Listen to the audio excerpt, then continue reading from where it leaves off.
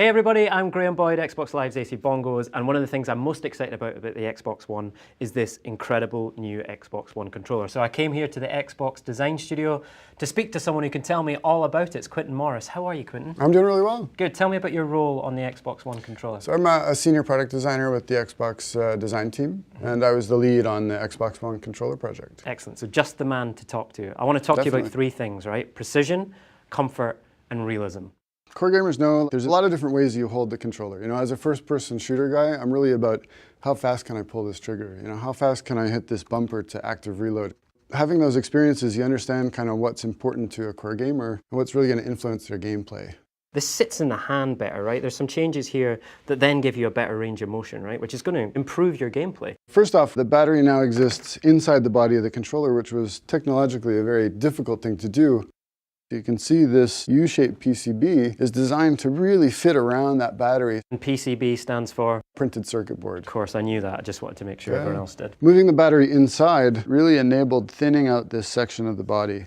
And doing that opened up the possibility to create this really great grip surface that exists here. So that means that you can now grip it with a lot less effort and grip it into the top of your hand. That leaves this whole thumb joint totally free to access the controls. So you're going to be able to get around the controls way faster than you ever have before. So if you're playing 8-10 hour sessions of whatever game, you'll just be able to play better and focus more on what's happening in the game as opposed to how you're controlling it. Tell us about how the Xbox One controller interacts with Kinect. We've added some IR LEDs to the controller. You just press the bind button on the controller while you're sitting on your couch in view of Kinect, and the controller will just connect. So if I'm playing FIFA with my mates, we're passing the controller around between games, Kinect is automatically going to know that that controller's been passed, who's holding the controller, as well as which controller. Yeah, so you can get in and focus on playing the game and enjoying your time with your friends. Real hardcore FPS players, they love wired controllers, right? That's all they play with. You can connect this with USB to the Xbox One and it instantly becomes a wired controller. Right.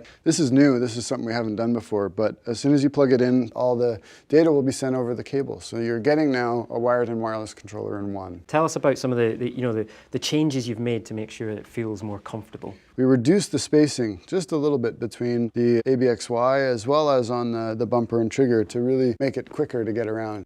Using this controller, without changing the way you game, you'll be a faster, better gamer.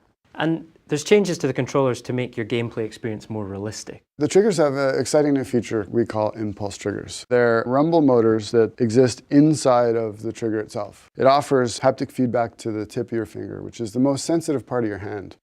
By combining these two extra motors with the current rumble motors that we had in the previous generation, we can now create richer haptic effects that have directionality to them. So you can communicate forward, back, left, right. A really subtle effect could be that when you run out of bullets, you feel the empty chamber, right? So you know immediately that you've run out of bullets and the next thing you got to do is reload.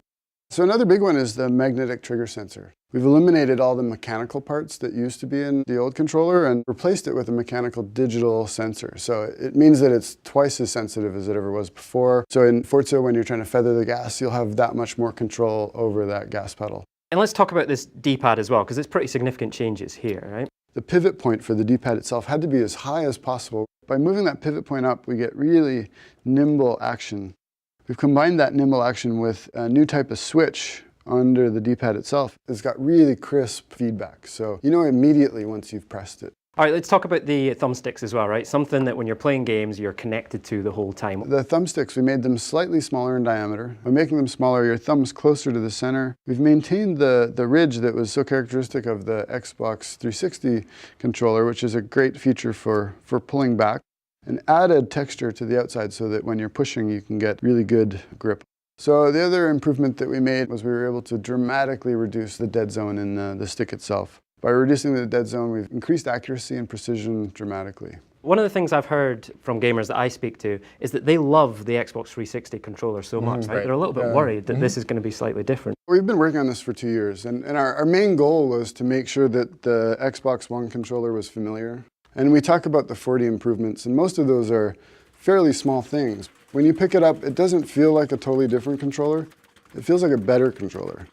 Our design team is 30 people, and that includes human factors, ergonomists. Everybody plays games. All the people we recruited for all the studies are either just regular gamers or, competitive gamers or people that have just been playing games for decades. I mean, this was designed for gamers by gamers. Great. Well, Quentin, thank you so much for your time. Yeah. I think we've talked about it enough though, right? I want to get my hands on this controller and actually play some games. Yeah, let's do it.